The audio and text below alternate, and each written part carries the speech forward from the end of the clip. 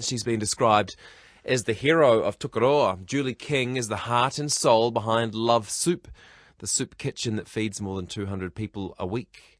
A few months ago, Love Soup was told by the council they had to move from the Tukuroa East Bowling Club where they operate.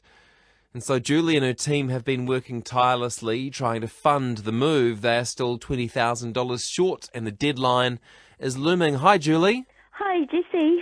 Sorry to hear about all the stress that you must have in your life right now. Oh, I'm just glad that I'm talking to you. We really need the help. Yeah, we got an email from you saying you basically run out of ideas. So let's chat about it. First of all, tell us about the soup kitchen.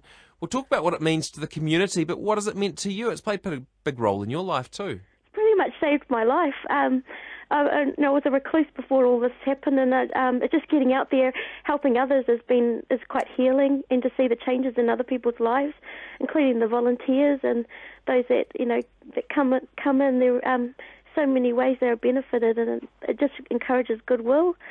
And we're doing our best to hope that this carries on. Is Tukuroa in particular need of this sort of service, or does any small New Zealand town, or Tukuroa is probably a small New Zealand city, isn't it, have this sort of need? Yeah, definitely. It's not just the food, but it's that social aspect, because then there's a lot of people that remain in their homes, and with technology taking over, it's great to see that the friendships that are formed, and it's just that social interaction as well is a big part of it. What are you actually providing at the moment? How regularly are you providing meals, and who to and when? We're open 6 days a week. Sometimes we even help people on a Sunday. We do food parcels. We do community meals. We take soup to kids in school. We provide the koha shed where people come in and help themselves to anything that they want for free. Things are donated from others that they no longer need. And we also try to do workshops as well. That's kind of been on a back bender at the moment because of all the other things that we're trying to accomplish. Yeah, I guess you're doing a bit of fundraising at the moment. Yeah, and it's extremely hard with the fundraising, the planning, keeping open has been extremely hard. We've managed to raise about $5,500 from fundraising and donations, but we've got some help coming in with the Sutherland Self-Help Trust. They've donated us the money we need to buy the land. We've put in application to try and get concrete and piles for the land. The architect and a lawyer have offered their services for free, and there's just so much it's been going really well for us. But because of the age of the building and the size of the building, there's quite a few hiccups that may come on the way, and they need to brace it and strengthen it and knock down fences and poles to get to the land. You're doing everything you possibly can. Yes. Everything. Everything. You're doing everything by the book. Yep. And you're still struggling. Tell me, why do you have to move? They haven't told us why, but we have been told it's an eyesore. We're in and I think that they have plans for where the who's they? The council, and they want to build a pathway and make it beautiful because it's on the main highway. So we're. But they've kindly given us a 2-month extension from the original couple of months that they had given us when they give us the notice. So we're very grateful for that, and we've accomplished so much already. But with these quotes that have come on board, and they've extensively looked around, they can see it's going to be a lot more than we had originally hoped. With the quote that we originally got it ended up being 20,000 more. Yeah, I presume that you've looked at other options aside from moving the building, like moving into a different building? Yes. We've been offered a building at the Old Boys, which is at the front of the event centre, to use as long as we need until we have until our home is ready. Oh, that's good news. It's wonderful news. Yes. But it's not a permanent solution. It's not a permanent solution. No, we need to have our own place. And this where the land that we have got is it's at a very good price, and it's right central where a lot of the people that use our facilities walk to, because most of our guests do walk, and it's actually a lot closer for them. Silly question. You don't see the need for a soup kitchen disappearing anytime soon? Disappearing? Mm-hmm. No, I think if anything, we need more.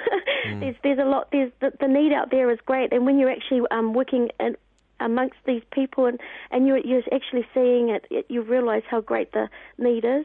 And there's a lot of people that really are afraid to ask for help. And now you are asking for help. What's your deadline? 30th of October is our deadline. And no chance of getting an extension on that? If we can prove that we can do this, they'll give us an extra 3 weeks. But we need to be in it. At the moment, we can't prove that because we're short of this funding, which we desperately need, and we're out there doing sausage sizzles, but we can only do 2-hour time slots, so you don't really make much money when you've got 2 hours to sell sausages. Yeah. Hey, what council are we talking about? South Waikato District Council. There. And I'm sure they must have reasons, but they must be able to see the good that you do. They do. I know that they support us. I guess, but they've got to look at all aspects of what the community needs, and at the moment we're kind of in the way. Tell you what, though, without you helping out, there'll be a lot more costs in other areas. Do you know what I mean? Yeah, well, you know what, I reckon it reduces the crime. We know, people steal to eat, and this is helping people. And it actually, those that come in to use our facilities, they end up wanting to actually give back as well. So you actually see it has a ripple effect. Of course, it does. And this is what we're creating. And it's when you're seeing these miracles happening and the changes of people's lives, it just makes it all worth it. My life has completely changed the way it used to be because of this work. Hey, where is the best place for people to go who are listening who want to help out? We've got a course created on Give a Little, Love Soup Relocation. If you look up Love Soup Relocation on Give a Little, you'll find our course on there, and it will explain a bit more about us. You can also go onto our website, www.lovesoup.nz, or you can find us on Facebook also. Yeah, Give a Little is the website that allows Kiwis to donate money to a variety of causes. So givealittle.co.nz. Julie, can I just ask you quickly about this other important work that you've done in the community? You were behind the public campaign to get legal highs banned, is that right? Yeah, and then, yes, yeah, I stood out. You like a fight, huh? That's what changed my life. I was standing outside Amber Dairy holding up my sign, K2 is full of poo, stay true and get a clue. and then, my life wasn't the same after that. I'll bet. Hey, really nice talking to you. You too, Jesse. Keep in touch. Just send me an email in a couple of days and let me know how you're getting on and whether you've had any help, and we'll see what else we can do, all right? Awesome. Thank you so much. Nice talking to you. You too. Bye. Bye.